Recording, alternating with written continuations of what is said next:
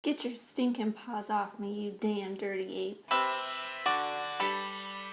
Hey, it's Amy and welcome back to my channel and welcome to the first episode of 1001 Movies You Must Watch Before You Die. Today I'm talking about the 1968 classic The Planet of the Apes, starring Charlton Heston and directed by Franklin Schaffner. Warning, there will be spoilers, not only for the 1968 Planet of the Apes, but also for Rise of the Planet of the Apes, Dawn of the Planet of the Apes, and more for the Planet of the Apes trilogy. I'm surprised I had never seen Planet of the Apes before for multiple reasons. First and foremost is any of my film classes. I'm surprised we never watched this since it is such a classic and kind of an integral part to the way a lot of costuming and makeup artistry is done today. The great thing about this book is that for each movie, they have their own page, or half a page for some of them, with details, movie poster, other images, and information on the director, cast, and crew on each movie. What intrigued me about this movie was that it had a $100 million budget, and $50,000 of that budget went just to the costuming and makeup for the apes, which the studio executives weren't super sure about until it had been tested and proven that it would look realistic. And the book points out that this movie could have gone horribly wrong the same way the 2001 Tim Burton movie did, with the studio executives warning that a bunch of people in ape costumes would just look totally and completely ridiculous. I'll report the matter to the Senate myself. They'll beat their chests and ask for my help. They are weak without you, sir. I have a lot of notes I took while watching this movie, and a lot of them are very jumbled and random and would work really well in a setting where I'm talking back and forth with someone versus one-on-one me to the camera. So hopefully I'm going to be able to bring some people in the future, but right now it's just going to be us, and I'll just be talking about my thoughts in general. Before deciding to watch Planet of the Apes, I had recently watched Rise of the Planet of the Apes and Dawn of the Planet of the Apes in preparation for War for the Planet of the Apes, which recently came out about 2 weeks ago, which was a good idea because when watching War for the Planet of the Apes, it ended up filling in some gaps that I had while watching the Planet of the Apes movie. One of the questions I had was, why are the apes the only ones that can talk? Why aren't the humans still able to talk, and why are they acting kind of primitive? Which, spoiler alert, it kind of is answered in War for the Planet of the Apes, but I won't tell you how. One of the things I really loved about this movie was how perfectly 1960s it felt. The makeup and prosthetics that they used for the apes is still classically 60s, but it very much holds up to today's standards. It does look a little goofy, but I mean, it could pass for something on a rather B-movie film nowadays. I love whenever you can use practical effects or things like that still hold up perfectly well. Don't get me wrong, I really love the way they used motion capture for the apes in the Planet of the Apes trilogy. Another super 60s thing about this movie that I absolutely found hilarious was the zooms. They went really heavy on the zooms for the first about 45 minutes of this movie. And here's a pretty funny montage I put together of, I think it's all of the zooms in this entire movie.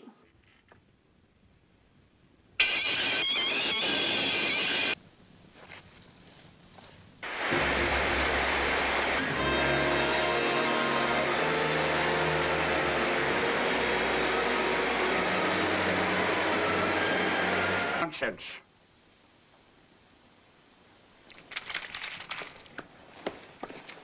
But my favorite one has to be when they zoom in on the flag, then they zoom in on Charlton Heston laughing his ass off. It's so absurd and his face is hilarious.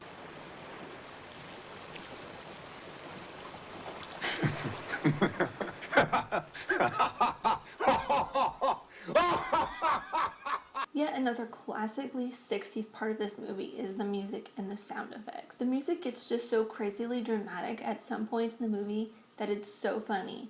Like when they're climbing up and down the mountains after they land in the water.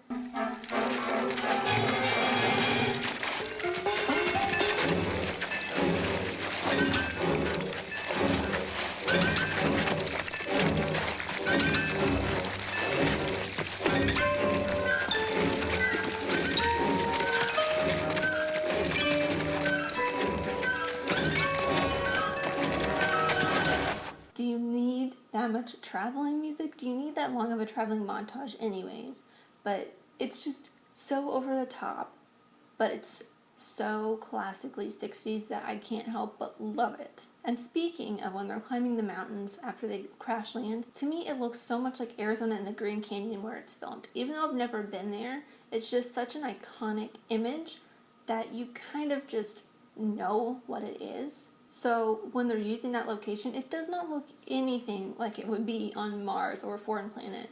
But I guess that's just the kind of sets and locations that they had to use back then. And spoiler alert for the end of the movie. One, you probably already know this because it's such a famous scene. And two, I mean, come on, why are you watching this video if you haven't seen Planet of the Apes? At the end of the movie, Charlton Heston is riding down the beach on a horse and comes across the Statue of Liberty sunk in the sand.